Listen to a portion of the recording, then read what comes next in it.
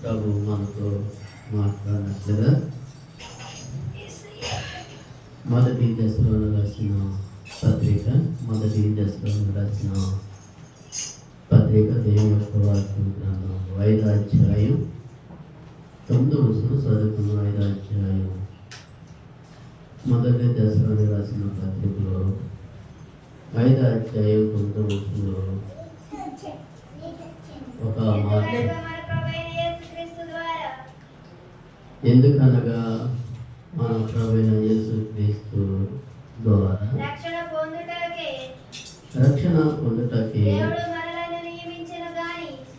పొందుటకే దేవుడు మనల్ని నియమించెను గాని ఉగ్రత పాలవుటకు ఆయన మనల్ని నియమించలేదు. మన మేలుకొని మనతో కూడా జీవించే నిమిత్తం ఆయన మన కొరకు మృతి పొందారు. కాబట్టి ఇప్పుడు మేము చేస్తున్నట్టుగానే ఒకరిని ఒకరు ఆదరించుకోండి, ఒకరి ఒకరు క్షమాభివృద్ధి కలుగజేసుకోండి. మరియు సహోదరులారా, మీలో ప్రయాసపడుచు ప్రభునందు మీకు పైవారై ఉండి మీకు బుద్ధి చెప్పిన వారిని మరణం చేసి వారి పనిని బట్టి ప్రేమతో మిక్కిలి ఘనంగా ఎంచుకున్నానని వేడుకొనుచున్నాను. మరియు ఒకరితో ఒకడును సమాధానంగా ఉండండి. సహోదరులారా, చదువుకున్న వాక్యం కోసం ప్రార్థన చేసి వాక్యాన్ని ధ్యానించుకున్నాం. కృపా సత్య సంపూర్ణుడా, దయగల దేవుడా, నీ ఘనమైన పాదాలకి నీ శ్రేష్టమైన నామానికి వందనాలు. దొంగ ఎలాగా వచ్చిన అకస్మాత్తుగా మరణదినం కూడా అలాగే వస్తుంది. 5వ అధ్యాయంలో 2వ వచనం మా ప్రార్థనలో మా విజ్ఞాపన ఆలకించు, వెనగలి సేవు వెనగలి హృదయాన్ని దయచేసి నిద్రపోతానని పరచనాన్ని కళ్ళకి ఆటపాట్లు స్థలంలో అధికారులు చేసి నీ పరిశుద్ధాత్మ దేవుని పంపించి నువ్వే తేటగా సూటిగా మాట్లాడు. స్వాగతికులు దుష్టికులు దురాత్మేస్తున్నాములో నీ పాదాల కింద శీఘ్రంగా అంటూ సింహాన్ని 4 పావులు 10వ భుజం కానీ నీ పాదాల కింద ఆనందమని ఆజ్ఞాపిస్తున్నాను. ఆ రోజున దేవుడివి, ఈ రోజున షడ్రక్ మిషక్ అబేద్గోలు దేవుడివి, మా పితరులకు అబ్రహాం ఇస్సాకు యాకోబుల దేవుడివి. మారుగది తండ్రి ఎత్తు నీదే. కేవలం మేము మట్టితో చేసిన ఈ మట్టి పాత్రని ఒకసారి జ్ఞాపకం చేసుకో. మా ప్రార్థన, మా విజ్ఞాపన, మా వేదన ఆలకించు. నీ బిడ్డకి ఎనగలి శివు ఎనగలి హృదయం దయచి నిద్రపోతానని పరచనానికి అలాగే ఆటపాట్ల స్థలంలో అధికారులు డిస్పేజ్ వాడిని, పనివాడిని, దాసుని తండ్రి అని కేకతో కూడా ఏకతి లేనివాడు, పాపులో ప్రధానమైన పాపిని, ఈ పాపిని ఒకసారి క్షమించమని పాదాల దగ్గర వెళుతూ తుమ్మను తోలిని తీసిపోయి పనివాడు నీ దాసులపై నీ ఆత్మ కాల్మాట పడుతున్న పెద్దలు కాపెట్టు. వెనగలి సేవ వెనగలి హృదయం దయచి నిద్రపోతాను ప్రజనాలను ఆటపట్టిస్తాను అధికారం. నీకు మహిమ ఘనత ప్రభావాలు కీర్తన అందించుకోవాలి. మా ప్రభువులు అని యేసుపతి శ్రేష్ఠమైన నామములో ప్రార్థించి పడేడుకున్నాం తండ్రి. ఆమె తండ్రి యేసుక్రీస్తు నామములో మీ అందరికీ వందనాలండి. చక్కగా దేవుని యొక్క వాక్యం మనకి లేఖనాలు ఖచ్చితంగా చెప్తున్నాయి. 5వ అధ్యాయంలో 2వ వచనంలో కూడా ఒక మాట రాయబడి చెప్పింది. రాత్రి ఎలా దొంగ ఎలాగ వచ్చును అలాగే నీ ప్రభు దినము వచ్చును.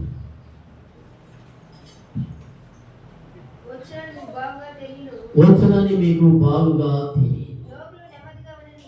లోకము చాలా నెమ్మదిగా ఉందని భయమేమీ లేదని చెప్పుకొనుచుండగా గర్భిణీ స్త్రీకి ప్రసవ్యాధం వచ్చినట్లుగా అకస్మాత్తుగా మీకు మరణ దినం దగ్గరికి వస్తుంది గనుక మీరు ఎంత మాత్రం కూడా తప్పించుకొని తిరగలేరు. అర్థమైందా? దేవుని యొక్క వాక్యం లేఖనాలు ఖచ్చితంగా లేఖనాలు మనకి చెప్తా వాటిని. ఎందుకు లేఖనాలు మనకి చెప్తున్నాయి అంటే తండ్రి దేవుడు మనకి లేఖనాలు ఖచ్చితంగా సెలవెత్తా వాటిని. ఎందుకు ఆయన మనతో మాట్లాడుతున్నాడు? ఆది సంబూతుడు ఆది అంతవరకు ఉండే దైవ కుమారుడు పూజనీయుడు సర్వ సృష్టికర్త తండ్రి దేవుడు మనకి సెలవెత్తామంటున్నాడు. ఎందుకు ఆయన సెలవెత్తున్నాడు అంటే గర్భ స్త్రీకి ప్రసవ వ్యాధులు వచ్చినట్లుగా మీకు అకస్మాత్తుగా మీకు నాశనము తటాసిస్తుంది అని చెప్పాడు. ఎందుకు మీకు తటాసిస్తుంది అని దేని యొక్క లేఖలు చెప్తున్నాయి అంటే దొంగ ఎలాగ నీ ఇంట్లో దొరపడతాడో అప్పుడే నీకు మరణ శిక్ష విధించడానికి అవకాశం ఉంటుంది. ఒకవేళ నువ్వు నిద్రపోతూ ఉండే సమయంలో అయితే నేను ఏం చేయకోకుండా వెళ్ళిపోతాడు. నువ్వు నిద్రపోయే సమయంలో నిన్ను ఏం చేయకుండా వెళ్ళిపోతాడు. ఒకవేళ కనుక నువ్వు మెదిలితే కనుక ఖచ్చితంగా గొంతు మీద నీకు కత్తి పెడతా ఉంటాడు. ఎందుకు గొంతు మీద నీకు కత్తి పెడతాడు అంటే నీ వస్తువులన్నీ దొంగిలించుకుంటూ వెళ్ళేటప్పుడు నువ్వు కనుక మెదిలితే కనుక ఖచ్చితంగా నీ గొంతు మీద వస్తాడు.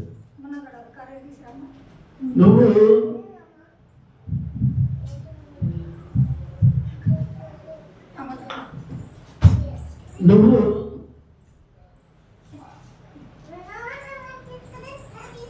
దేవుని యొక్క వాక్యం గ్రంథాలు లేఖనాలు మనకి ఖచ్చితంగా లేఖనాలు చెప్తామండి. ఎందుకు ఆయన లేఖనాలు చెప్తామండి అని తండ్రి యేసు ప్రభువు వారు అంటున్నాడు. అందుకోసమే 9వ వచనంలో వచ్చినాక గర్భశ్రీకి ప్రసవేదన వచ్చినట్లుగా అకస్మాత్తుగా వారికి నాశనము తటాచించును గనుక వారు ఎంత మాత్రము తప్పించుకోలేరు. సహోదరులారా, దొంగ వలె మీ మీదకి వచ్చినప్పుడు దొంగడు మిమ్మల్ని తోసిపోతాకి వస్తామన్నాడు. కానీ మీరు చేయడం వారు కారు. దేనికి చేయడం వారు కారు అంటున్నాడంటే మీరు ఎలుగు సంబంధులు. దేనికి ఎలుగు సంబంధులు? యేసుక్రీస్తు వారి ప్రభులు మారు మనసు పొందిన వారందరు, లేకపోతే రక్షణ తీసుకున్న వారందరు మీరు ఎలుగు సంబంధులుగా జీవిస్తూ ఉన్నారు. మీరు ఎలుగు సంబంధులుగా నివసిస్తూ ఉన్నారు. ఎందుకు ఎలుగు సంబంధులుగా మీరు జీవిస్తున్నారు, ఎలుగు సంబంధులుగా నివసిస్తున్నారంటే దొంగ ఎలాగా వచ్చును ప్రభుదినం కూడా అలాగే వస్తుంది. ఎందుకు ప్రభుదినం అలాగే వస్తుందని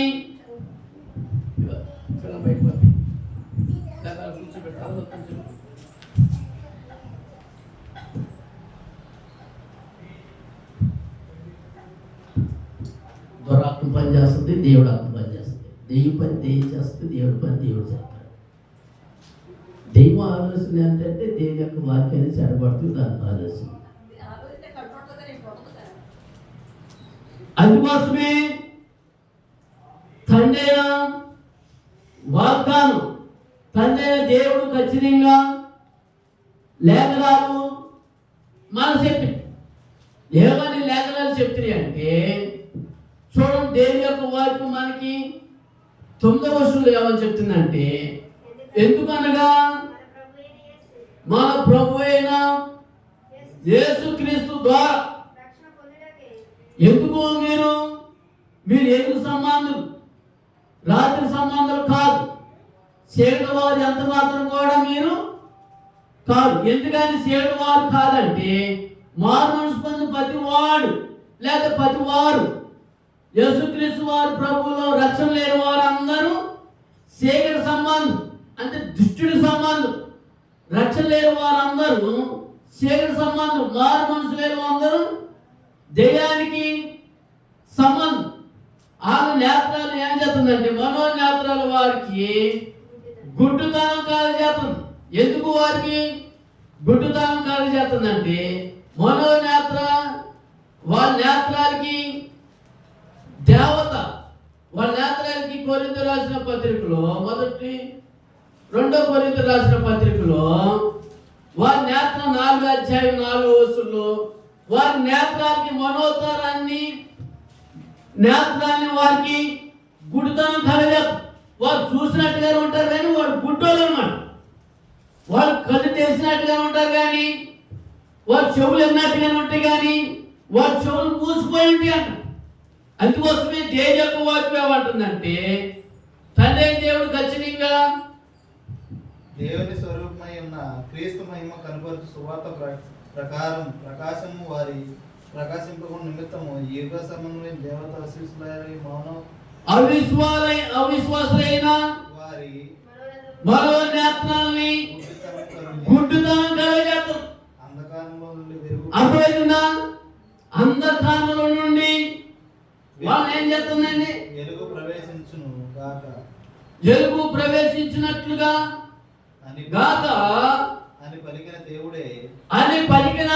దేవుడే దేవుడే తన మహిమను కూర్చున్న జ్ఞానం యేసుక్రీస్తు నుండి వెల్లడిపరుచుటకు యేసుక్రీస్తు వారి ప్రభువుని వెల్లడిపరుచుటకు మన హృదయంలో దేవుడికి చోటు ఇవ్వాలి.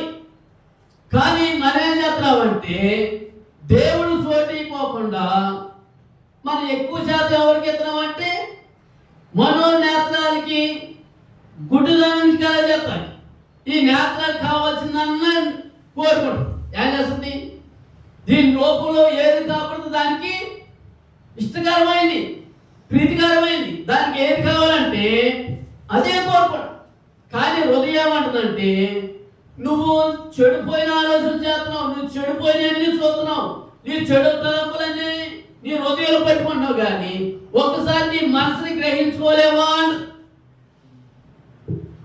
ఎందుకని గ్రహించుకోలేకపోతుందంటే ఈ నేత్రాన్ని ఈ మనుషులన్నీ ఏం చేస్తున్నారంటే యుగ సంబంధమైన దేవత నేత్రాలకి గుడ్డుత అవిశ్వాసులైన వారికి నేత్రాలకి విశ్వాసులైన పిశాచులకి నేత్రాలకు గుడ్డుతనం కలగజేస్తాం. ఎందుకు వీళ్ళకి గుడ్డుతనం కలగజేస్తుందంటే తండ్రి అయిన దేవుడి వాక్కు మనకి ఖచ్చితంగా లేఖనాలు మనకి సెలవెత్తాం. ఎందుకని లేఖనాలు మనకి సెలవెత్తాయంటే దొంగ ఎలాగా వచ్చునో అలాగా అర్ధరాత్రి వేళ దొంగ ఎలాగా వచ్చునో అకస్మాత్తుగా వారి నాశనము తటస్థిస్తుంది. అప్పుడు నీకు నాశనం వచ్చినప్పుడు లేకపోతే నీకు తెగులు వచ్చినప్పుడు లేకపోతే నీకు అపాయం వచ్చినప్పుడు లేకపోతే నీకు ఒక కీడు వచ్చినప్పుడు అప్పుడు ఏ దేవుడైనా నీకు గుర్తొచ్చు. లేకపోతే ఏదో కూడా నీకు హాస్పిటల్ కంపల్సరీ నీకు గుర్తొచ్చు. కానీ దేవుని యొక్క వాక్యం ఏమంటుందంటే చూడండి లేఖనాలు ఖచ్చితంగా చెప్తా ఉంటున్నాయి. 9-11 వచనంలోకి వచ్చినాక అంటున్నాడు కాబట్టి 5వ అధ్యాయం దశలోని రాసిన పత్రికలు 5వ అధ్యాయం 11వ వచనంలో ఏమని చెప్తున్నారంటే కాబట్టి మీరు చేసి చూస్తున్నట్టుగానే కానీ ఒకరిని ఒకరు ఆదరించుకోండి. అర్థమవుతుందా? ఒకరు వెళ్ళి ఒకరు గొప్పగా ఎంచుకోండి. ఒకరి బట్టి ఒకరు మీరు గొప్పగా ఎంచుకోండి. మనం ఏం చేస్తామంటే వాడు ఎందుకు పనికిరాడండి బాబు అంటాం, వాడు చెత్త అండి బాబు అంటే వాడు చెత్తరాలని చెప్తాం. కానీ యేసుక్రీస్తు వారి ప్రభు ఏమన్నాడు? ఒకరికంటే ఒకరు మీరు గొప్పగా ఎంచుకోమని చెప్తాం. మనం గొప్పగా ఎంచుకో కానీ వాడు అంటరాని దేవుడు అని చెప్తాం, వాడు పనికిరాడు వాడు అని చెప్తాం, వాడు దిక్కుమాలోడు అని చెప్తాం, వాడు దేని దరిద్రుడు అని చెప్తాం. కానీ దేవుని యొక్క వాక్యం ఏమంటుంది? ఒకరికంటే ఒకరు మీరు గొప్పలుగా ఎంచుకోండి. ఎందుకు గొప్పలు ఎంచుకోవాలని చెప్తుందంటే 10వ వచనంలో ఏమని చెప్తుందో చూడు. 10వ వచనం అంటున్నాడు మనం మేల్కొని ఉన్న గాని నిద్రపోతున్న గాని మనతో కూడా జీవించి నిమిత్తం ఆయన యేసుక్రీస్తు వారి ప్రభు వారు మన కొరకు మృతి పొందారు. ఎవరి కొరకి? ఆయన కొరక. యేసుక్రీస్తు వారి ప్రభు వారు మన కొరకు ఆయన మృతి పొందాడు. ఎందుకు ఆయన మృతి పొందాడంటే నీ పాపాల కోసం, నీ రోగాల కోసం, నీ అసూయల కోసం, నీ దోషాల కోసం యేసుక్రీస్తు వారి ప్రభు వారు శిలువలో మరణించాడు. ఎందుకు ఆయన మరణించాల్సి వచ్చిందంటే నువ్వు నేను ఎక్కాల్సిన శిలువ యేసుక్రీస్తు వారి ప్రభు వారు ఎక్కుతానికి సంసిద్ధంగా ఉన్నాడు. ఎందుకు ఆయన ఎక్కుతానికి సంసిద్ధంగా ఉన్నాడని లేఖనాలు చెప్తున్నాయి. చూడండి, లేవి కాండంలో 24:16 చదువు. తర్వాత దశలోని రాసిన పత్రికలో లేవి కాండంలో దేని యొక్క వాక్యం మనకి లేఖనాలు ఖచ్చితంగా సెలవెత్తామండి. 24:16 వాక్యం చెప్తుంది. లేవి కాండము 24:11 ఏమని చెప్తుందంటే, చూడండి, యెహోవా నామాన్ని దూషించేవాడు, యెహోవా నామాన్ని దూషించే ప్రతి వాడు మరణానికి శిక్ష పాత్రుడవుతాడు. సర్వ సమాజము రాళ్లతో అట్టి వారిని సాగొట్టాలి. ఎప్పుడు? పాత నిబంధన గ్రంథంలో ఎవరి దేవుడి గాడే గొప్ప అంట. ఎవరి దేవుడి గాడికే గొప్ప. నీ దేవుడు నేనంటే వీలు లేదు, నా దేవుడు నువ్వు అంటాకి వీలు లేదు. ఎప్పుడు వీళ్ళని సాగొట్టాలి అంటే అప్పటికప్పుడే తీర్పు ఉండేది. ఎప్పుడు? యేసుక్రీస్తు వారి ప్రభు వారు రాకెట్ యెహోవా దేవుడి కాలం, యేసుక్రీస్తు ప్రభు వారు రాకుండా సమయంలో వాళ్ళని రాళ్లతో సాగొట్టవలసి వచ్చింది. ఎందుకు వాళ్ళని రాళ్లతో సాగొట్టాలని దేవుని యొక్క వాక్యం ఏమని చెప్తుందంటే, చూడండి, దేవుని యొక్క వాక్యం ఎందుకు మనకి రాళ్లతో సాగొట్టాలని పరిశుద్ధమైన గ్రంథాలు, లేఖనాలు మనకి ఖచ్చితంగా సెలవెత్తబడి. ఆ తర్వాత 15 వచ్చిన ఎవడైనా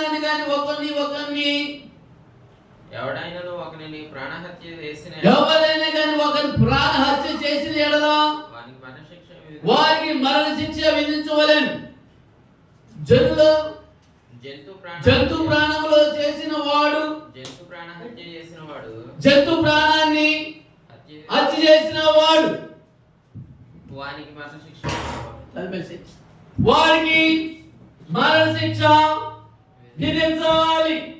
ఎందుకు వాడికి మరణ శిక్ష విధించాలి అంటే, చూడు, దేవుని యొక్క వాక్యం ఏమంటుందంటే 18 జంతువు ప్రాణహానిను హత్య చేసిన వాడు ప్రాణానికి ప్రాణమిచ్చి వారికి నష్టం పెట్టాలి. జంతువుని చంపుతా కూడా నీకు అర్హత లేనే లేదు. నీ ఆ ప్రాణానికి బదులు ఇంకో ప్రాణం ఇవ్వాల్సి వస్తుంది. ఎందుకని? జంతు ప్రాణం కూడా ప్రాణమే, మనిషి ప్రాణం కూడా ప్రాణమే. అలాగా యేసుక్రీస్తు వారి ప్రభు వారు మనిషి ప్రాణాన్ని సమర్పించుకోవడానికి జంతు ప్రాణాలను బలిగా అర్పించే సమయంలో, ఒక ప్రాణానికి ఇంకో ప్రాణాన్ని అర్పించే సమయంలో యేసుక్రీస్తు వారి ప్రభు వారు ఈ భూలోకానికి నరాతోడికి రావాల్సి వచ్చింది. లేకపోతే నరాతోడికి ఈ భూలోకానికి దిగాల్సి వచ్చింది. ఎందుకు దిగాల్సి వచ్చిందంటే దేవుని యొక్క వాక్యం మనకి లేఖనాలు ఖచ్చితంగా సెలవెత్తబడుతున్నాయి. ఎందుకు లేఖనాలు సెలవెత్తాయి అంటే, చూడండి, దేవుని యొక్క వాక్యం మనకి లేఖనాలు ఖచ్చితంగా రాయబడి చెప్తా ఉంటాను. తర్వాత దేవుని యొక్క వాక్యం 19 వచ్చినా కూడా ఒక మాట రాయబడుతూ ఉంటుంది. తన పొరుగు వారి కలహము కలగజేసిన ఎడల వాడికి చేసినట్లు వాడికి చేయవలెను. ఎరగొట్టబడిన దాని విషయంలోను ఎరగొట్టబడినయే శిక్ష. వాడు కాలు ఏర్పడానుకో, నువ్వు కూడా ఇలాంటి కాలు ఏర్పడ్డా. వాడు ప్రాణం హాని చేసాడు, నువ్వు కూడా ఇలాంటి ప్రాణాన్ని హాని చేయి. ఎప్పుడు? యేసుక్రీస్తు వారి ప్రభు వారు ఈ భూలోకానికి రాకెట్, ఈ భూలోకానికి నెలతోడుగా రాకెట్ ఒకదానికి వాడికి వాడు కన్ను కొడితే వీడు 2 కళ్ళు పొడవాలి. ఎదుటి వాడికి ముందు హాని చేస్తే అతను వాడికి 2 హాని చేస్తే వాడికి ప్రాణానికి ప్రాణం క్రైదానం లేకపోతే పచ్చదానం అన్నమాట. ఎందుకు వాడికి క్రైదానం పచ్చదాపం కలిగిందంటే ఈ ప్రాణాన్ని బదులు ఇంకో ప్రాణం తీయాలి, ఆ ప్రాణం బదులు ఇంకో ప్రాణం తీయాలి. అప్పుడు ఎన్ని ప్రాణాలు పోతున్నాయంటే దాదాపు 3 ప్రాణాలు పోతాయి. అర్థమైందా? అందుకోసమే యేసుక్రీస్తు వారు ప్రభువారు చెప్తున్నాడు, అంటున్నాడు తండ్రి అయిన దేవుని యొక్క లేఖనాలు అని చెప్తున్నాయి అంటే ఖచ్చితంగా లేఖనాలు మనకి సెలవిస్తూ ఉంటుంది. ఆ 20 వర్షంలోకి వచ్చినాక అన్నాడు దేవుని యొక్క వాక్యంలో ఎరగొట్టబడిన దాని విషయంలోను ఎరగొట్టబడే శిక్ష, కంటికి కన్ను పంటికి పళ్ళు. కన్ను కొట్టారు ఇంకో కన్ను పొడవాలన్నమాట. ఈ పొల్లెలు కొడితే నీ 2 పొల్లెలు కొట్టాలన్నమాట.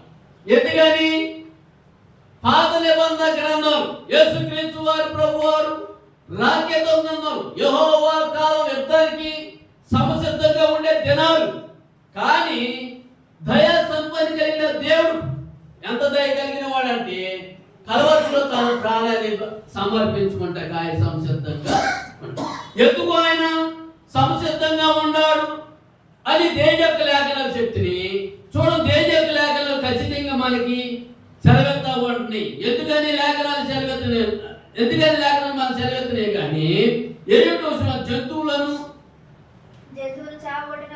జంతువులను సాగొట్టిన వాడు దాని నష్టాన్ని ఖచ్చితంగా నువ్వు చెల్లించాలి. నరహత్య చేసేవాడికి కంపల్సరిగా శిక్ష ఉంటుంది. జంతువులు చంపేవాడికి మరణ శిక్ష ఖచ్చితంగా. లేఖనాలు పరిశుద్ధ గ్రంథాలు యెహోవా దేవుడు కాలం. అందుకోసమే యేసుక్రీస్తు వారి ప్రభువారు నువ్వు నరకచ్చే కాకుండా ఉండాలి, లేకపోతే నీ కన్ను పోకుండా ఉంటాయి, లేకపోతే నీ పళ్ళు ఓడుకుని ఉంటాయి. యేసుక్రీస్తు వారి ప్రభువారు ఈ భూలోకానికి 4వ కాడుగా దిగి వచ్చాడు. ఎందుకు ఆయన దిగి వచ్చాడంటే నువ్వు సంహరించే వాటికి బలిగా. అర్థమైందా? నువ్వు సంహరించే వాటికి పాప పరిహారంతో బలిగా యేసుక్రీస్తు వారి ప్రభువారు వీటన్నిటి బలి సేవించుకుంటాకి. ఆ రోజుల్లో అయితే పాత నిబంధన గ్రంథాలలో అయితే పాప క్షమాపణ లేకుండా సంహరించబడతానికి అవకాశం ఉండేది. లేకపోతే జంతువులు చంపితే కనుక ఆ పాపు నిన్ను ఎంటాడి తరుగుతూ ఉండేది. ఎప్పుడు యేసుక్రీస్తు ప్రభు కాలంలో రాకుండా ఆ రక్తము మొరపెడతా ఉండేది. ఏ రక్తం అని? యేసుక్రీస్తు వారి ప్రభు గారు గొర్రెపిల్ల యొక్క రక్తం, అమూల్యమైన రక్తం, కయోను రక్తం యేసుక్రీస్తు వారి ప్రభు వారికి మొరపెట్టింది. ఏబేలు యొక్క రక్తము యేసుక్రీస్తు వారి ప్రభు వారికి మొరపెట్టింది. ఎందుకు యేసుక్రీస్తు వారి ప్రభుకి మొరపెట్టిందంటే ఎందుకు నేను అన్యాయంగా నేను ఎవరి హేయాన్ని కూడా నేను చేయలేదు అని దేవుడికి మొరపెట్టినప్పుడు యెహోవా దేవుడు ఆ రక్తాన్ని, అర్థమైందా, ఆ రక్తాన్ని క్రైదానాన్ని యేసుక్రీస్తు వారి ప్రభువు తానే శిలువలో మరణిస్తానికి ఇష్టపడ్డాడు. ఎందుకు ఆయన శిలువలో మరణిస్తానికి ఇష్టపడని గ్రంథాలు లేఖనాలు చెప్తుంది అంటే చూడండి, దేవుని యొక్క వాక్యం మనకి ఖచ్చితంగా లేఖనాలు చెప్తా ఉంటుంది. 23 అధ్యాయంలో కూడా ఒక మాట రాయలేవి కాండంలోని 23 అధ్యాయులు మనకి లేఖనాలు ఖచ్చితంగా రాయబడి మనకి సెలవెత్తమండి. ఎందుకు ఆయన లేఖనాలు మనకి సెలవెత్తాయి అంటే 23 అధ్యాయం 40 వచనంలో అదే వాక్యం కాడ ఆ మొదటి దినాన్ని 40 వచనం, మొదటి దినాన్ని మీరు దప్ప పండ్లను, ఈత మట్లను, గొంజి చెట్లను ఏమండి కాళ్ళ యొద్ద నుండి నిర్వంజి చెట్లను పట్టుకొని 7 దినాల వారు 7 దినాల వారికి పనికిరాని చెట్లన్నీ. ఏ చెట్లు? ఈత పండ్ల చెట్టు, దప్ప పండ్ల చెట్టు, ఏ చెట్లు? గొంజి చెట్లు, ఈ చెట్లన్నింటి కలిసి ఈ చెట్లన్నింటి ఒక మీటింగ్ పెడుతున్నాడు ఒక రోజున. ఏమని చెప్తుంది? ఈ చెట్లన్నీ ఒక రోజున మీటింగ్ పెట్టినాడు. నేను గొప్పగా ఉండాలి, నేను గొప్పగా ఉండాలి, నేను గొప్పగా ఉండాలని చెప్పి. కానీ దేని యొక్క వాక్యం ఏమని చెప్తుంది? వీటన్నిటి పాప బలిగా బలిగా ఏంటి? ఈ చెట్లు నేను అధికారిగా ఉండాలి, నేను అధికారిగా ఉండాలని అనుకున్న చెట్లన్నీ ఓ ముళ్ళ చెట్టు దగ్గరికి వెళ్ళాను. ఎందుకు వెళ్ళి ముళ్ళ చెట్ల దగ్గరికి? పనికిరాని చెట్టే అధికారం ఉండడానికి ఇష్టపడతాను. పనికిరాని చెట్టే రాజాది రాజుగా రారాజు ఏర్పరచేందుకు ఇష్టపడతాడు. కానీ యేసుక్రీస్తు వారు ప్రభు వారైతే తాను వృత్తుడిగా తగ్గించుకున్నాడు. ఎందుకు వృత్తుడిగా తగ్గించుకున్నాడు? దేని యొక్క వాక్యం చెప్తుంది. చూడండి, దశపది రాసిన పత్రిక. ఎందుకు ఈ వాక్యం మీకు చూపిస్తున్నామంటే ఈ చెట్లు కూడా మీటింగ్ పెడతామండి. ఎందుకు ఈ మీటింగ్లు పెట్టి దేని యొక్క వాక్యం, గ్రంథాలు, లేఖనాలు మనకి పాప బలికి ఈ పాప క్షమాపణకి మిమ్మల్ని మరణశిక్ష విధించుకోకుండా మిమ్మల్ని సజీవంగా కాపాడాలనే ఉద్దేశంతోనే. ఎందుకు మిమ్మల్ని సజీవంగా కాపాడాలనే ఉద్దేశంతో దేని యొక్క వాక్యం అంటుందంటే, చూడండి, మొదటి దశలోని రాసిన పత్రికలో దేని యొక్క వాక్యం మనకి ఖచ్చితంగా లేఖనాలు చెప్తా ఉంటాం. ఎందుకు ఆయన లేఖనాలు చెప్తున్నాయంటే ఎంతో చదువుకున్న వాక్యం పడిపోతాం. ప్రభువైన దేవుడు మనకి లేఖనాలు సెలవించను ప్రకారంగా దేవుడు ఇష్ట ప్రకారం చేసుకో.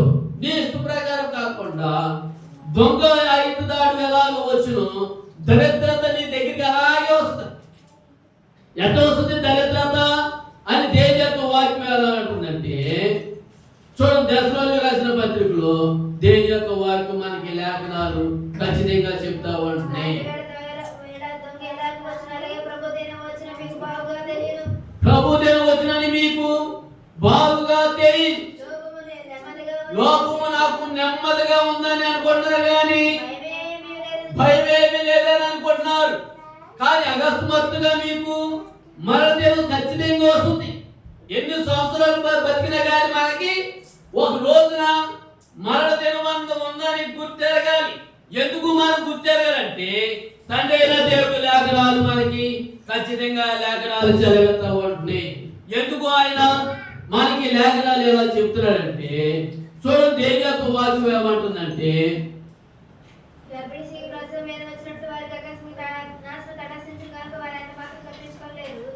ఎంత మాత్రం వారు తప్పించుకోలేరు అన్నాక దేని యొక్క వాక్యం 12వ వచనంలోకి వచ్చినాక ఏమని చెప్తుందంటే, మరియు సహోదరులారా మీరు ప్రయాసపడుచు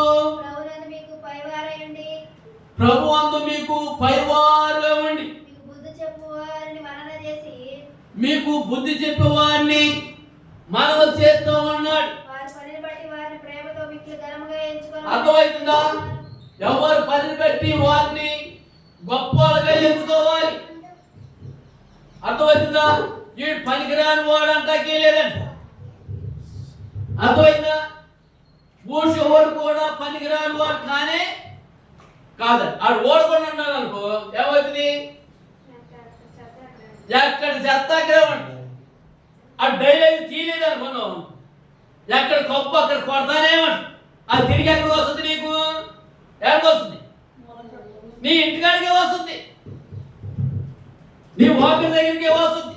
అలాగా దేవుడు కూడా నీ పాపము కనుక, నీ రోగం కనుక, నీ అతిశయం కనుక, నీ అహంకారం కనుక అలాగే ఉండితే అది వెనక్కి తిరిగి నీ దగ్గరికి వస్తుంది. ఎవరి దగ్గరికి వస్తుంది? నీ ఇంటి దగ్గరికి వస్తుంది, నీ హృదయం దగ్గరికి వస్తుంది, నీ తలపు దగ్గరికి వస్తుంది. అది అన్నాడు కూడా ఏం చేయాలి? దాన్ని ఎప్పుడు కూడా ఏం చేయాలి? ఎప్పటికప్పుడు దాన్ని తీసేసుకోవాలి, క్లీన్ చేసుకోవాలి. నువ్వు తీసేసుకుంటే, క్లీన్ చేసుకుంటే అప్పుడు నీ హృదయం తేలికవుతా ఉంటుందంట. అప్పుడు నీ హృదయం తేలికవుతా ఉంటుంది. ఎందుకు నీ హృదయం తేలికవుతుందా? దేవుని యొక్క వాక్యం అంటుంది. తండ్రి అయిన దేవుడు మనకి లేఖనాలు ఖచ్చితంగా చదివేస్తా ఉంటున్నాడు. అందుకోసమే సహోదరులారా, నేను మీకు బోధించినదేమనగా అక్రంగా నడుచుకున్న వారికి మీరు బుద్ధి చెప్పండి. బుద్ధి చెప్పండి. అక్రంగా నడుచుకున్న వారికి ఏదన్నాను సరిగ్గా నడవే అంటున్నాను. ఎవరిని? చిన్న పేద చెప్తున్నాడు, నువ్వు సరికి నడవా అంటున్నాడు. ఆ సరికి నడవని ఆ పేద చెప్తుంటే అది ఎంతవరకు వంకరగానే నడుతుందంట. అది ఎంతవరకు వంకరగానే నడుతా ఉందంట. అమ్మా నాకు రావట్లేదు కానీ నువ్వు నడిచి పీవే అన్నాడు. ఏమంది? నాకు రావట్లేదు కానీ నువ్వు నడిచి అమ్మా అన్న. ఆ పేరు కూడా పెద్ద పేరు కూడా అలాగే వంకరగా, నీ బుద్ధి నీ పిల్లకు వచ్చిందమ్మా అని చెప్పి. అందుకోసమే దేవుని యొక్క వాక్యం ఏమంటుందంటే, తండ్రి దేవుడు నీ వంకర బుద్ధులన్నీ నువ్వు ఏం చేసుకోవాలి? సరి చేసుకోవాలి. నీ వంకర తలంపులన్నీ, నీ వంకర ఆలోచనలన్నీ, నీ వంకర వివేకులన్నీ అవన్నీ ఏం చేసుకోవాలి? నువ్వు సరాలు చేసుకోవాలి. అర్థమైందా? నువ్వు సరాలు చేసుకుంటే దేవుడు నీకు మేలుకరంగా చెత్తగా అవ్వాలి. నీ బుద్ధి అంతా చెడిపోయిన బుద్ధి, నీ చెడిపోయిన ఆలోచనతోనే, నీ చెడిపోయిన తలంపుతోనే, నీ చెడిపోయిన ఒక్కతోనే అలాగా జీవితే ఆ కొంపంతా నీ దగ్గర ఉంటుందండి. ఎవరి దగ్గర? దేవుని యొక్క వాక్యం ఏమంటుందంటే, చూడు దేవుని యొక్క వాక్యంలో మనకి ఖచ్చితంగా లేఖనాలు చెప్తా ఉంటుంది. ఎందుకు ఆయన మనకి లేఖనాలు సెలవెత్తున్నాయంటే, అక్రమంగా నడుచుకునే వారికి బుద్ధి చెప్పండి, ధైర్యం లేని వారికి, ఆధైర్యపడే వారికి ధైర్యం ఇవ్వండి. ధైర్యం ఇవ్వండి. ఎంత ధైర్యం? నీకేం కాదని మేము ఉన్నామని అని చెప్పాలి. ఏమని చెప్పాలి? అది దీపైన కానీ ఏం చెప్పాలి? నువ్వు ధైర్యం చెప్పాలి. నువ్వు చెడిపోయినారు కాబట్టి వాడికి ధైర్యం చెప్తానికి నీకు అవకాశం ఉండదు. నీవు చెడిపోయినారు కాబట్టి, నీ చెడిపోయిన ఆలోచన ఉంటాయి కాబట్టి, నీ చెడిపోయిన మనస్తత్వంలో ఉండవు కాబట్టి వారికి ధైర్యం చెప్పగలుగుతావు. నువ్వు ధైర్యంగా ఉండి ఎదుటి వాళ్ళు ధైర్యంగా నువ్వు ఏం చెప్పాలి? సరిగ్గా నడుచుకోరు అబ్బాయి అని చెప్పాలి. నువ్వు సరిగ్గా నడుచుకోమని ఎప్పుడు చెప్తావో దేవుడు అప్పుడు నీకు నీ పక్షాన ఉంటాడు. ఎందుకని నీ పక్షాన ఉంటాడంటే, చూడు దేవుని యొక్క వాక్యం మనకి లేఖనాలు ఖచ్చితంగా సెలవెత్తా ఉంటుంది. ఎందుకు లేఖనాలు మనకి సెలవెత్తి అంటే, ధైర్యం తెచ్చుకో అని చెప్పిన తర్వాత అన్నాడు, బలహీనతకి ఏమి చేయాలి? మీరు ఓతనియాలి. బలహీనతకి నీకేం కాదు లేకయ్యా, దేవుడు నీకు తోడుగా ఉంటాడు, నీకు ఆదరణ ఇస్తాడు, నీకు బలం ఇస్తాడు, నీకు సహాయంగా ఉంటాడు అని చెప్పాలి. మనం చెప్తాం, ఇంకేముంటారు రేపు మాపు సత్తవరా అంటావా? ఏమంటా? ఇంకేముంటారు రేపు మాపు నువ్వు చచ్చిపోతావురా అంటావంట. ఈడే చేస్తే బతికివాడు కూడా ఏమైపోతాడు? ఈడు కూడా బలిహీనుడిగా అయిపోతాడు. ఎందుకని బలిహీనుడిగా అయిపోతాడంటే, వాడికి ధైర్యం ఇవ్వాలన్నమాట. ఎవరికి? చెడిపోయిన వాడికి, లేకపోతే పడిపోయిన వాడికి, లేకపోతే బలిహీనుడికి ధైర్యం చెప్తా ఉండాలని. ఎందుకు ధైర్యం చెప్పాలని దేవుని యొక్క వాక్యం చెప్పింది. తండ్రి దేవుడు మనకి లేఖనాలు ఖచ్చితంగా సెలవెత్తా ఉంటుంది. వాడు బలిహీనుగా ఉన్నప్పుడు వాడికి ఏం చేయాలి? మనం కొంచెం ఏం పెట్టాలి? వాడికి దాని దగ్గరికి వెళ్తే చాలా బలిహీనగా అయిపోయాయ్యా, రేపు మాకు చచ్చిపోయి తట్టుకుంటాం అని చెప్పేసి ఊరుకుంటాడా? ఏం చేస్తాడంటే వాడికి సిలిండర్ ఎక్కిస్తాడు. వాడికి కావాల్సిన వాడి వ్యాధికి తగ్గవన్నీ వాడికి దేవుడు వాడికి సమకూర్చినట్లుగా, లేకపోతే దాటిగారు వాడికి సమకూర్చినట్లుగా బలమైన వస్తువులు, బలమైన అన్ని అప్పటికప్పుడే అడగనే అడగపోనాయి. అదే ఇంకో బలహీనుడు ఉంటే ఆ బలహీనుడి కోసం అలాగే సావాలంట. కానీ బలహీనుడు ఉన్నప్పుడు వాడికి ఏం చేయాలి? బలం ఇవ్వాలి.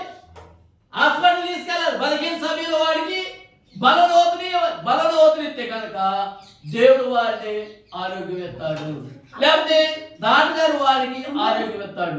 ఎందుకని దేవుడు వారికి ఆరోగ్యం ఇస్తాడు? దేవుని యొక్క వాక్యం చెప్తుంది. తండ్రి అయిన దేవుడు మనకి లేఖనాలు ఖచ్చితంగా సెలవెత్తా వాటిని. బలహీన అన్న తర్వాత బలహీన సమయంలో వాడికి బలపాల్సండి, లేకపోతే ఓతనియండి, లేకపోతే బలవీడి అన్నాక అంటున్నాడు, అందరి ఎడల దీర్ఘ శాంతి కలిగి ఉండాలి.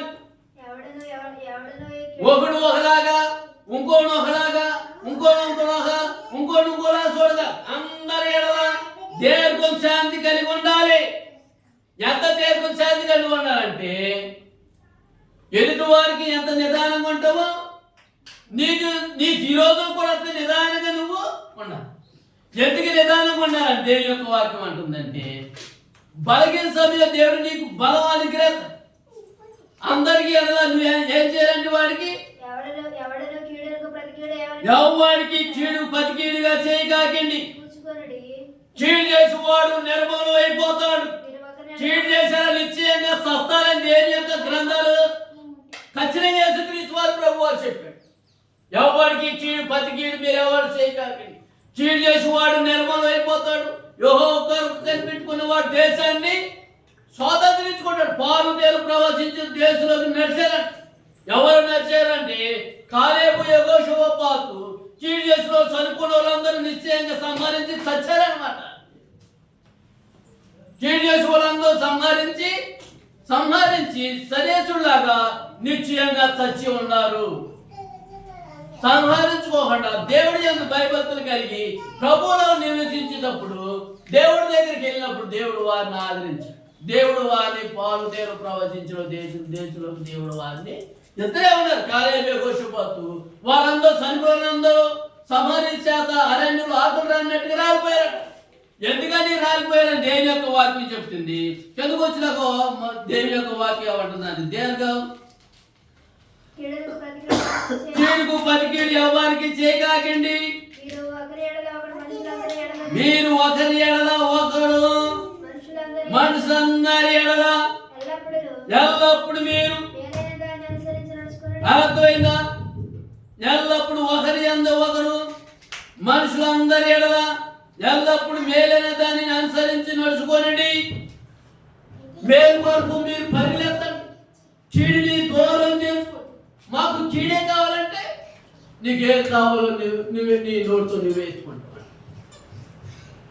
నువ్వు మంచిలో నీ పొలంలో నాటుకుంటే నీ మంచి ఫలాలు మంచి మొక్కలు నాటబడతావు అవకాశం. నువ్వు అబద్ధంతో నిత్యవను దేవుడు నీకు అబద్ధం పట్టని దేవుడు ఒక రోజున నీకు కోతరా.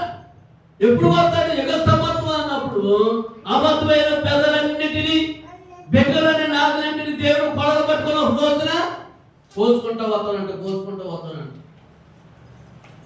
నేను అబద్ధం లేదయ్యా, నేను పంపలేదయ్యా అంటే నీ అబద్ధాలన్నీ నీ బొక్కలన్నీ తండ్రి దేవుడు ఖచ్చితంగా వాటిని చూస్తున్నాడండి. నీ మోస మాటలన్నీ తండ్రి దేవుడు ఒక రోజు నీ చూస్తాను ఉన్నాడు. నీ అక్రాలన్నింటినీ నీ నేత్రాలన్నింటినీ దేవుడు యేసు ప్రభువు చూస్తానే ఉంటాడు. కానీ చూడకుండా ఉంటా అంటానికి వీలు లేదని ఖచ్చితంగా గ్రంథాలు లేఖనాలు మనం ఖచ్చితంగా చెప్తామండి.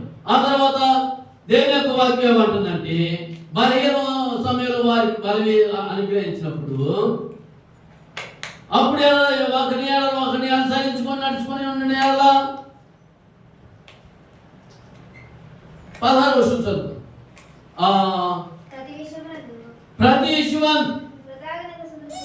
ప్రతి విషయంలో దేవుడికి ఏం చేయాలి? ప్రతి విషయంలో దేవుడికి కృతజ్ఞతాస్తుతులు చెల్లించాలి. వేరే చేయని కీడే చేయి. కీడించడు దేవాన్ని వందనాలయ్యా అని చెప్పాలి. మేలు చేసిన దేవాన్ని వందనాలని చెప్పాలి. ఈ దుర్మార్గుడు నా ఇంట్లో దొంగతనం చేశాడు కదా అని యేసుక్రీస్తు వారు కుడి పక్కన ఉన్న దొంగని అలాగే ప్రేమించాడు, ఎడ పక్కన ఉన్న దొంగను కూడా అలాగే దేవుడు ప్రేమించాడు. ఎందుకని బందుపోటు దొంగ ఈ దొంగని ఒకలాగే చూశాడు, ఎడ పక్కన ఒక దొంగని ఒకలాగానే యేసుక్రీస్తు వారు ప్రభు చూశాడు. ఇద్దరు దొంగలు కూడా ఒకలాగే చూశాడు. కానీ ఈ శిక్ష మనకి నీకు ఇది తగులు కానీ యేసుక్రీస్తు వారి ప్రభు తగదు కదా అని చెప్పాడు. ఆయన రక్షించుకొని నన్ను కూడా రక్షించు అన్నాడు. ప్రభువా ఇంకో దొంగ అన్నాడు, ప్రభువా నీ రాజ్యం వచ్చినప్పుడు నన్ను కూడా జ్ఞాపకం చేస్తాయా అని చెప్పి. నేడు నువ్వు నాతో కూడా నిశ్చయంగా పరదేశంలో లేకపోతే పరలోక రాజ్యంలో నువ్వు నిశ్చయంగా ఉంటావని చెప్పి. ఎందుకని నిశ్చయంగా ఉంటామని చెప్పి దేవుని యొక్క వాక్యం ఏమని చెప్తుందంటే తెలుగు చేసినాగా ఒక ఆకు చదువు వేసుకొని ముగించుకున్నాం. సహోదరులారా 25వ వచనంలోకి వచ్చిన అన్నాడు, సహోదరులారా ఒకరికి ఇచ్చి ఒకరు ప్రార్థన చేయండి, పవిత్రమైన ముద్దు పెట్టుకోని సహోదరులందరికీ వందనములు చేయండి. సహోదరులందరికీ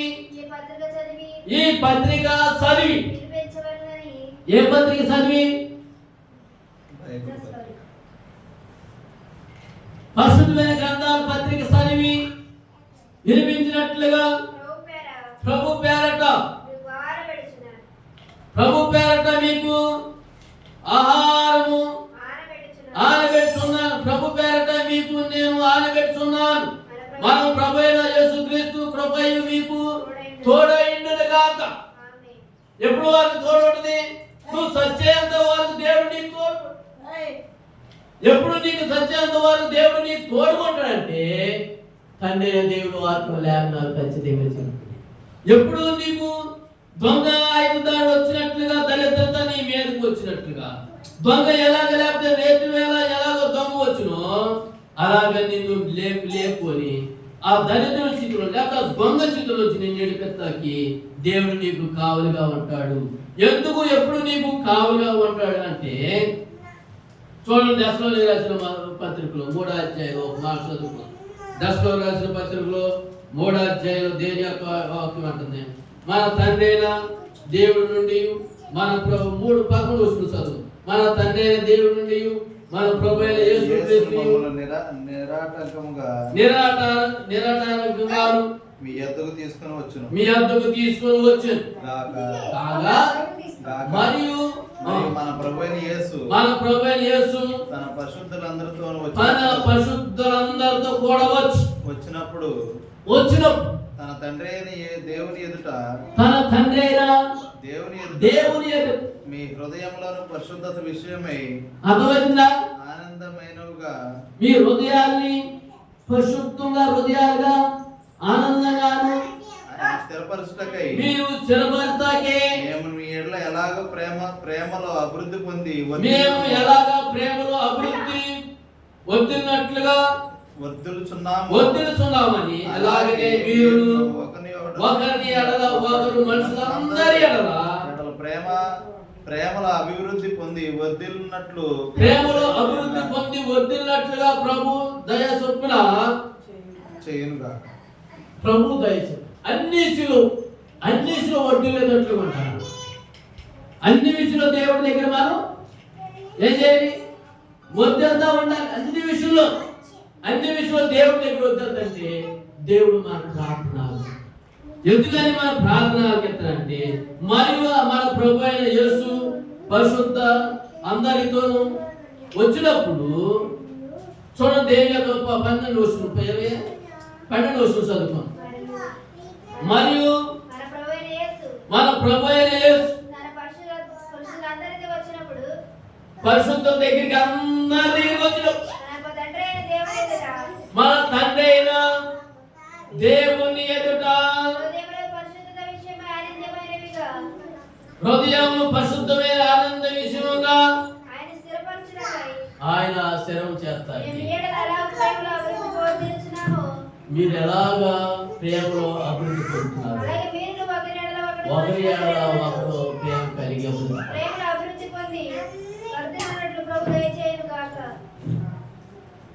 ఒకరి ఎడల ఒకరు ప్రేమ ఏం చేయాలండి? అభివృద్ధి పొందాలి. ప్రేమ లేకపోతే నీకు అభివృద్ధి రాని. నువ్వు ఎంత ఏడ్చినా కానీ నీ లోపల కుళ్ళి కుశబ్దంతో అక్రమంతో మోసంతో పట్టుకుంటే ఆయన దారించినట్టుగా దరిద్రత నీ అంటే వస్తుంది. ఎందుకు దొంగ ఎలాగ వచ్చునో అలాగే నీ దగ్గరికి నీ రోజు దగ్గరికి ఖచ్చితంగా అలాగే ప్రేమలు అన్ని విషయంలో మనం అభివృద్ధి కలిగి ఉండాలి. ప్రేమ పైకి చక్కగా నవ్వుతూ ఉండే లోపల కుళ్ళి కుశంతో పెట్టుకుంటే ఆ ప్రేమ పనికిరానే. కానీ యేసుక్రీస్తు వారి ప్రేమ అందరికి ఎలా చేశాడు? ఎంత వారికి ఎలా చేసినట్టే కల్వరిలో తన ప్రాణాన్ని ధారాళంగా పిలుచిన దైవం ఆయన ప్రభు దగ్గర మనం ప్రార్థన చేస్తే దేవుడు మన ప్రార్థనలు మన విజ్ఞాపన ఆలకించి అందరి ఎడల ఆయన ప్రేమ కలిగి ఉండగా మనం కూడా ప్రేమ కలిగి ఉంటే దేవుడు మనల్ని మన కుటుంబాన్ని శాశ్వతగా అవకాశం పొద్దువాకు దేవుడు ప్రేమానంకరేసయ్య జవాధిపతి మా తండ్రి, మా ప్రార్థన మా విజ్ఞాపన వెనుకలిసి వెనుకలి అందరూ ఎడవలన ఆయన ప్రేమ కలిగే భాగ్యం నాకు దయచేయండి. ఒకరిని ప్రేమిస్తాను, ఒకరు దూషిస్తాను, ఒకరిని ఆదరిస్తాను, ఒకరిని ఆదరించలేను. అందరికీ ఒకే మనస్తత్వం నాకు ప్రసాదించమని నీ పాదాల దగ్గర ఇంకొక లోపల చూస్తాను, ఇంకొక లోపల చూస్తాను, ఇంకొక లోపల చూస్తే మనస్తత్వాల నుంచి తీసుకెళ్తారు సహాయం. నువ్వు ఎలాగో ఒకరి ఎడలో ఒకరు ప్రేమ కలిగి ఉంటారు, అందరి ఎడలో నేను అలా ప్రేమ కలిగి ఉంటాను సహాయం. దొంగ ఆయన వచ్చినట్టు దరిద్రత నా ఇంట్లోకి రాని, ఏ తెగులు మీ గుడారం సమీపిస్తాను అటు తెగులు నుంచి విడిపించి కుమార్ దాసులకి తండ్రి ఆత్మ అందరిపై కాపాడు. ఈ వాక్యాన్ని చిన్నపత్రి పర్వాలేదు చేసుకోండి. మొక్కలు రాను వేసుకోవద్దు శ్రేష్టమైన ప్రార్థన చేసుకున్నాను. పరలోకమైన మా తండ్రి నీ నా పరిశుద్ధపరచుగాక, ఈ రాజ్యం మాకు వచ్చినగాక, ఈ శక్తి పరలోక మతం ఈ భూలోకంలో అంతేం ఆహారం మాకు లేదు, దయచేసి మా మనస్సును సించినట్లు శోధకు పెట్టాక దుష్టుని తప్పించి రాజ్యము బలము శక్తి మహిమ నిరంతరం తండ్రి దేవుడి ప్రేమ కుమారుడు యేసుక్రీస్తు వారి కృప పరిశుద్ధాత్మ సహవాసం ఈ భూలోకంలో పరిస్థితులకి ఎంత చేస్తున్నాను ప్రజలకి ఈ గ్రామానికి గ్రామంలో కాదు భూలోకంలో పరిస్థితులకి నాయన ఈ దాసుని కుటుంబానికి తల్లిదండ్రులకి దాసుని ఎల్లప్పుడూ సదాకాలం